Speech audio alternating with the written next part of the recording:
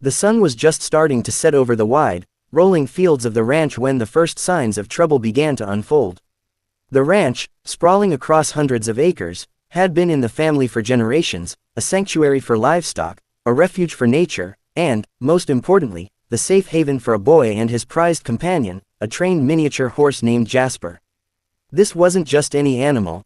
Jasper was a therapy companion for the boy, a creature trained to respond to his needs, to comfort him when the days felt heavy, and to give him the freedom and confidence that only a bond between a child and an animal could offer. Life on the ranch had always been peaceful, until the Homeowners Association decided to extend its influence. The HOA, led by a woman whose name had become a whisper of warning among the neighborhood, Karen, had recently begun to show an unsettling interest in the property. Though the ranch predated the HOA's formation, its edges touched their jurisdiction, and Karen believed that was enough to meddle.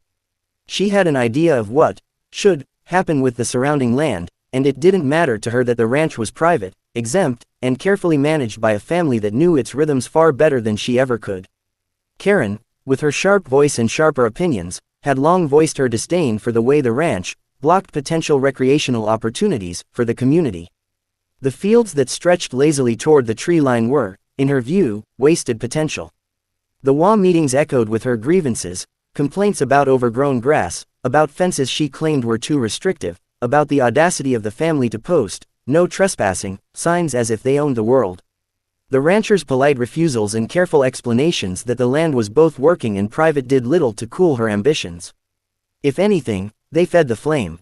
Then came hunting season, and with it, Karen's grand scheme. It started with whispers among the HOA committee.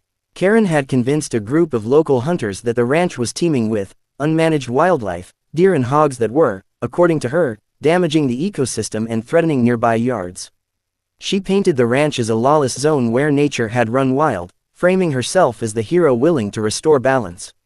The truth was that the ranch had always been carefully tended, its wildlife monitored, its ecosystems preserved. But Karen's version of the story was the one the hunters heard.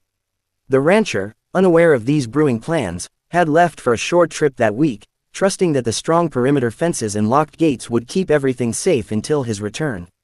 His son stayed with his grandparents in the farmhouse, spending each day as he always did, walking Jasper through the fields, brushing his coat, and practicing the gentle routines that kept both boy and horse in sync. Jasper was more than a pet, he was a partner in the boy's therapy, a creature who could sense his moods and ground him when the world felt too overwhelming. On that fateful evening, the hunters arrived. They didn't sneak in. They didn't force their way past the gates. Instead, they were waved through by Karen herself. Witnesses later said she had been standing at the property's edge, HOA clipboard in hand, assuring them that the land was cleared for community access that week. She had even prepared a temporary sign, "Authorized Hunting Area," approved by HOA, and zip-tied it to the main entrance. It wasn't true. It wasn't legal. But to the hunters, it looked official enough. The trucks rolled in, tires grinding against the gravel drive that had never been meant for outsiders. The sound echoed through the fields, scattering birds from the hedgerows and setting. The miniature horse on edge, Jasper, tethered loosely near the barn, stamped and snorted, his small body tense as the first shots rang out in the distance. The boy, only a few yards away, froze as the echo of gunfire rolled across the pasture. Hunting was not allowed on their property. He knew that. Everyone who respected the land knew that. But Karen did not respect the land. The hunters spread out quickly, rifles slung over shoulders, dogs barking in the twilight. They were looking for deer, or so they said, though most had no permit for this property. They saw movement by the tree line, a shape too small to be a deer, too tame to flee immediately, and in their haste, they didn't stop to identify it. One crack of a rifle, a cry of confusion, and Jasper collapsed in the field, a dark stain spreading across his soft coat. The boy's scream tore through the air like a wounded hawk. He ran to the small horse, his hands trembling as he pressed them against the wound, his mind refusing to process what had just happened. The hunters shouted to one another, some claiming they thought it was a wild animal, others insisting they had been told this was open game. Karen, still by the gate, didn't step forward. She didn't help. She didn't even flinch. According to a neighbor who later testified, she folded her arms and said it was an unfortunate mistake, but one that wouldn't have happened if the rancher had cooperated with community plans. By the time the rancher returned the next morning, the damage had been done. Jasper was gone. The boy was silent, his eyes red from a night of tears. The hunters had left, leaving behind shell casings and trampled grass. Karen had gone home, her HOA notes tucked neatly away as though this were just another day of community improvement. The rancher stood by the broken fence post where the sign had been tied, his hands clenched so tightly they turned white. The official-looking placard still flapped weakly in the breeze, a fraud, a lie, a permission slip written by someone with no authority to give it. And as he looked across the field where his son now knelt beside a shallow mound of fresh earth, something inside him hardened. This wasn't just negligence, it was a violation of their land, their trust, their family. And Karen, whether she realized it yet or not, had started a war. The morning after the incident carried with it an unsettling silence. The ranch, once alive with the sounds of distant birds and the soft nickering of a miniature horse, felt like a hollow echo of what it had been. The boy sat on the porch, knees pulled to his chest, his eyes tracing the horizon where Jasper had once run so freely. The mound of earth by the fence was still fresh, a scar upon the land and upon the family. For the rancher, the silence was not peace, it was pressure. It pressed against his chest, a storm waiting to break. The first step was to gather the facts. Tire tracks near the gate were photographed. The fraudulent sign was removed and placed in a plastic evidence bag. Neighbors were approached, their accounts carefully recorded, each story weaving the same thread. Karen had been seen there, clipboard in hand, acting as though she held the keys to the land that was not hers to offer. There was no question of her involvement, only the extent of her responsibility. The Homeowners Association office, a modest but self-important building a few streets over, was buzzing by mid-morning. Karen was already there, recounting her version of events with the confidence of someone who believed they would never be challenged. In her story, the hunters were responsible for their own actions, the rancher had failed to communicate effectively with the community, and the tragic loss of a miniature horse was regrettable but ultimately not preventable, given the circumstances she had framed. But the rancher had come prepared. He walked in not as a man seeking compromise, but as a man representing a violated boundary. The HOA boardroom, lined with framed photographs of community achievements, was not accustomed to confrontation from outside its circle. Its members shuffled papers and cleared throats as the rancher laid out the timeline, the unauthorized entry, the fake signage, the eyewitness accounts, the photographic evidence. He did not raise his voice. He did not need to. The truth was heavy enough. Karen's composure began to fray at the edges as the weight of the evidence mounted. Her words grew sharper, laced with indignation rather than remorse. She spoke of public good and wildlife control, insisting that her actions had been intended to serve the neighborhood. But the board could see what had been done. A private property had been breached, a child's therapeutic companion had been killed, and the HOA's reputation was now tethered to the fallout. Still, HOAs are not known for quick justice. They are known for process, endless, grinding process designed to wear down those who challenge them. Forms were requested, meetings scheduled, subcommittees convened. The rancher was told to wait for the next formal hearing. But waiting was not his nature, not when his son's tears were still fresh, not when the field still bore the prints of trespassers' boots. Word began to spread, social media posts surfaced, each one sharper than the last, each one tagging the HOA and asking why a child's companion animal lay dead because of community management. Neighbors who had once kept their heads down now had something to rally around. They remembered the petty fines, the invasive inspections, the way Karen had strutted through the neighborhood as though she owned more than her modest two-story house on the corner. Now, her name was being whispered in a different tone, not with fear, but with a growing sense of anger. The rancher filed a report with the sheriff's department, not only for the trespass but for the unlawful discharge of firearms on his property.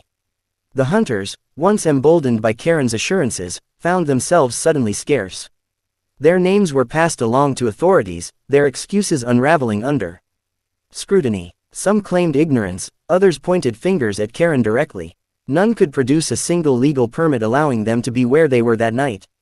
Behind closed doors, the HOA board began to fracture. Some members, weary of Karen's domineering approach, started to question how much longer they could afford to protect her. Others worried that admitting fault would open the door to lawsuits. Meetings grew tense. Emails were exchanged late at night. Words like liability and breach of authority became common in conversations that Karen was no longer fully included in. On the ranch, the boy began to retreat inward. Jasper's absence was more than a missing animal, it was a hole in his daily structure, a sudden emptiness where once there had been routine and connection. The rancher worked longer hours, both in the fields and in the office, determined to see justice done but torn by the cost of his own time and attention. Then, a letter arrived. It was from the HOA's legal counsel, carefully worded, acknowledging unfortunate events, while denying any formal responsibility. It offered no compensation, no apology, only a suggestion that the rancher attend mediation to restore community harmony. The letter was signed not by the board, but by Karen herself as acting liaison. The rancher read it twice, then folded it neatly and placed it in a drawer. Mediation would not restore what was lost. Mediation would not change the fact that a woman with no authority had handed his gates to strangers with guns. This was no longer about a single incident. This was about control, about drawing a line in the dirt that could not, and would not, be crossed again. In the weeks that followed, the rancher began to gather more than evidence. He gathered support. Neighbors, once wary of stepping on the HOA's toes, came forward with their own stories, unauthorized landscaping demands, threats of fines, petty retributions. Each account added weight to the growing tide against Karen and the organization she wielded like a weapon. And yet, Karen remained defiant. She spoke at meetings as though nothing had happened, dismissing online criticism as misinformation, framing herself as the victim of a smear campaign by an uncooperative landowner. She underestimated the depth of the storm that was forming around her, the quiet fury of a man who had lost something irreplaceable.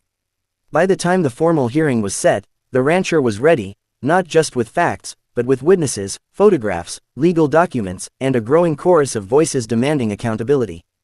The HOA board, once so certain in its routines, now faced a choice: shield their own, or admit that their authority had been misused in a way that could no longer be ignored. The night before the hearing, the rancher walked the fields where Jasper used to roam. The grass had started to grow over the scars left by truck tires, but the wound in his family remained raw. He looked to the horizon, the same one his son stared at each day, and made a quiet promise to himself: this would not be buried under paperwork and polite words. This would be settled, in court if necessary, in public if unavoidable. Because sometimes, the only way to protect your land is to make sure the world sees what was done to it. The day of the hearing dawned gray and heavy, the kind of sky that seemed to mirror the weight of the weeks leading up to it. The HOA Hall, usually a place of mundane policy discussions and neighborhood squabbles, was packed beyond its usual capacity. Residents who had rarely bothered to attend were now seated in rows, some with folded arms, others with phones discreetly raised to record what many suspected would be a turning point for the entire community.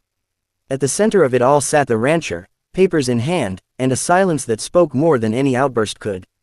Karen arrived later than most, flanked by two other board members who had once been her staunch allies but now carried an unease in their posture. Her expression was fixed in that peculiar blend of indignation and performative calm, the mask of someone who had convinced themselves that control was still in their grasp. But the whispers in the room, the eyes that turned toward her with something closer to resentment than respect, hinted that the tide had already shifted. The hearing began with the formalities, roll calls, procedural statements, and the perfunctory reminder that all present should maintain decorum. But the moment the floor opened to the incident at the ranch, the room's temperature changed. The rancher presented his evidence with methodical precision: photographs of the unauthorized sign, witness statements from neighbors, a copy of the sheriff's incident report, and the timeline of events leading to the tragic shooting of the miniature horse. Each detail painted the same picture: that an individual without legal authority had orchestrated access to private property under the guise of community action, resulting in a loss that went far beyond property damage. The board members shifted in their seats as the narrative unfolded, their carefully cultivated neutrality beginning to crumble under the weight of public scrutiny. Karen responded as she always had, with deflection. She framed her actions as a misunderstanding, insisting that her intent had been to encourage responsible land use, and claiming that the hunters had acted independently.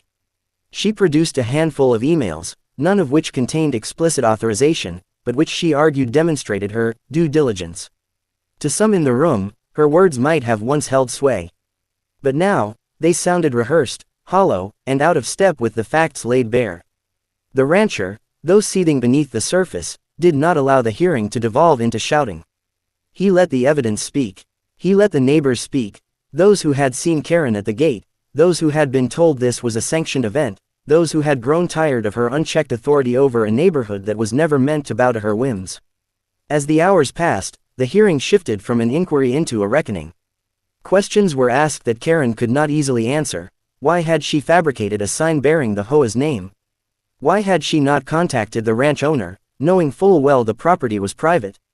Why had she dismissed the injury to a therapy animal as though it were a minor inconvenience? The board recessed briefly, and in that interlude, the hallway filled with hushed conversations. Some whispered about lawsuits, others speculated how deep Karen's overreach had truly gone. For years, she had issued fines for trivial matters, a mailbox a shade too bright, a garden bed that did not meet her standards, and now, those patterns of control were being dissected with fresh outrage. When the board returned, it was clear that unity had fractured. Two members distanced themselves from Karen outright, citing the mounting pressure from both residents and the sheriff's department. Others hedged, speaking of further investigation, but no longer offering their unconditional defense. Karen, for the first time in years, looked genuinely unsettled. The hearing concluded without a final verdict. It was not designed to deliver swift justice. It was designed to create a record, and that record now favored the rancher. The board announced the formation of an independent review panel, a measure that sounded bureaucratic but was, in truth, a public admission that things had gone too far to sweep quietly under the rug. As the crowd dispersed, the lines of division in the neighborhood became clearer than ever. Some residents lingered to shake the rancher's hand or offer quiet words of support. Others avoided Karen's gaze as she exited, her usual confident stride replaced by a stiff march toward her car. Back at the ranch, the boy watched the sunset from the porch, the field stretching quiet and empty before him. His father returned late, the weight of the day evident in his movements, but there was a faint shift in the air, the first sign that accountability might, at last, be on the horizon. The ground where Jasper lay had been marked with a small wooden post, a reminder that the story was not over, that the loss was still raw. But outside forces were stirring. The rancher had received word from the sheriff that the hunters were being questioned, their firearms temporarily confiscated pending investigation. Civil lawyers, hearing of the case through growing online chatter, began reaching out with offers of representation. And the HOA board, once an unassailable wall behind Karen, was now showing cracks large enough for sunlight to slip through. Karen, however, was not retreating. She began a campaign of her own, late-night emails to the HOA mailing list, framing herself as a victim of a smear campaign orchestrated by anti-community forces. She hinted at counterclaims, at defamation suits, at an alleged conspiracy to discredit her. It was the posture of someone who had built their authority on fear and was now desperate to rebuild it before it crumbled completely. What she failed to see was how much had already shifted. The neighborhood was no longer intimidated. The rancher was no longer isolated. And the loss of Jasper, far from being a private tragedy, had become a rallying cry for boundaries, for respect, for the basic principle that property lines meant something, even to those who fancied themselves the arbiters of everyone else's lives. As the next hearing loomed and the sheriff's inquiry deepened, the rancher began to prepare for the next phase. This was no longer just about exposing Karen's overreach. It was about setting a precedent that would outlast her reign. The thought of courtrooms, of depositions, of headlines, no longer seemed distant, they felt inevitable. The sun dipped below the horizon, and the ranch settled into night. But this was not the same quiet that had followed Jasper's death. This was a charged quiet, the stillness before the next step, the pause in a story that had only just begun to show its full depth. Because the fight was no longer just over a field or a fence. It was about who truly held the right to decide what happened on this land, and how far one woman would go before the consequences finally closed in around her.